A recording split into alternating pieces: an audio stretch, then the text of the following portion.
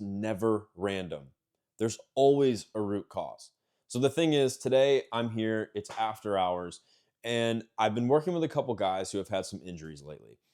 And what I want to do is kind of walk you through not the process because we've covered that in some other videos, but what I want to walk you through is how we deal with guys who have had arm issues, looking at not just, right, what are the symptoms they have, but what's the root cause. So, if throwing a baseball is painful, we have work to do. Now, a baseball is 5 ounces, so there is higher stress to that. So, plyo balls, for example. If you follow the channel, if you've seen us on Instagram, you know that plyo balls aren't the biggest part of our routine, but we utilize them for some guys. Look, if you come in, you throw hard, you're healthy, you like plyo balls, I'm not going to take them away. If you come in and you don't like them, I'm not going to add them to your program. And if it's something you've never really done, we might try a little bit, but we don't do the traditional weighted ball program where it's, super heavy ball, pivot pick, rocker, roll in, reverse throw, you know, walking wind up, not necessarily in that order, but we're going with extreme overload, very high volume. And the thing is when it comes to weighted balls, there is far less elbow stress the higher the ball is, right? Now, I'm not a big fan of throwing above really about 9 ounces for most pitchers. Some guys can get away with the 1 pound ball and there's not a whole lot of stress, but they're not making high stress throws with that ball. I'm more of a 7 to 9 ounce guy. And the reason for this is because think about if you have a curve, all right? The bottom is time, and then you're going up, that's stress. So what we have is the higher the weight of the ball, there is higher shoulder stress, but much less elbow. As you get toward a 5 ounce and then below that, the 3.5 underloads, you'll get this very low shoulder stress with an extreme spike in elbow back down to almost that zero line. So when you're hovering with a little bit more shoulder stress, very minimal spike in that elbow stress, and then we're going back to that sort of like baseline for the shoulder. It's a lot more safer on the arm, and generally there's less fatigue, there's less issues. And we see it all the time with guys where, they'll come in, a baseball's very painful, but then they go to throw a 7 ounce plyo ball, then all of a sudden they just have no pain, whether that be elbow, shoulder, right, lat, it could be anything, right? So when we're talking about arm pain, it's very different. And this leads into going for symptoms versus root cause, right? If my elbow hurts, and I'm going through flexion and extension. And that's painful, not just during the throw, but flexion extension standing here, whether it be loaded or unloaded. There's obviously something wrong with what's going on to the elbow. So it could be something that's happening at the shoulder, right? A lack of internal rotation, that can cause a lot of elbow problems. Same thing with a lack of external rotation, that can cause elbow problems. Now, why does that happen? Because during the throw, if we lack external rotation, right, we can't get into layback as easy. Now, layback is composed of three things: shoulder external, thoracic extension, and scapular posterior tilt.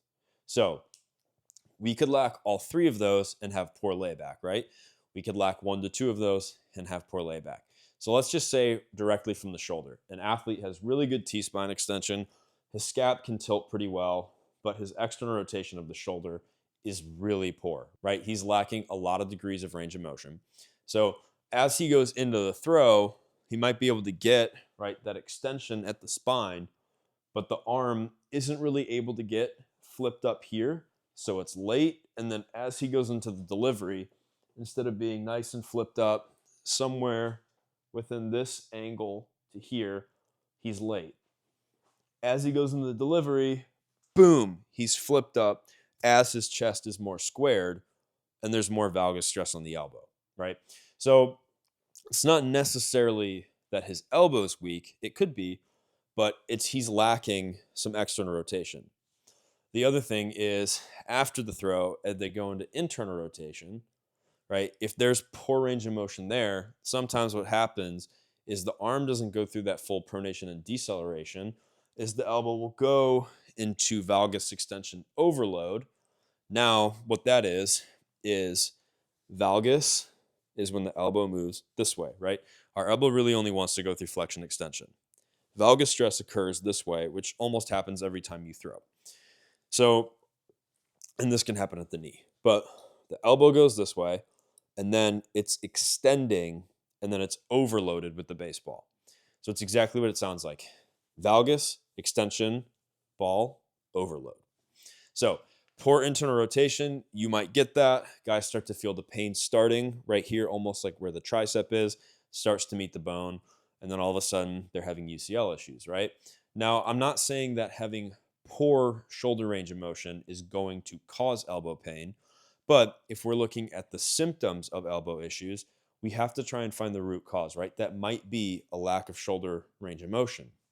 And that happens. So there are other factors that play into this, right? Like we're talking about shoulder flexion and extension, abduction, adduction. There's all sorts of things that can go into this. But I just wanted to use this one very small and specific example to show you that even though an athlete might be having pain somewhere at the elbow, it could be the UCL, it could be the flexor mass, it could be the extensors, it may not be coming from that area. It might be coming from somewhere else. And if we always think that it's mechanical, we need to know, okay, what's influencing our mechanics? Weakness, mobility, strength, right? There's all sorts of stuff that goes into that. So let's say the scap can't posterior tilt.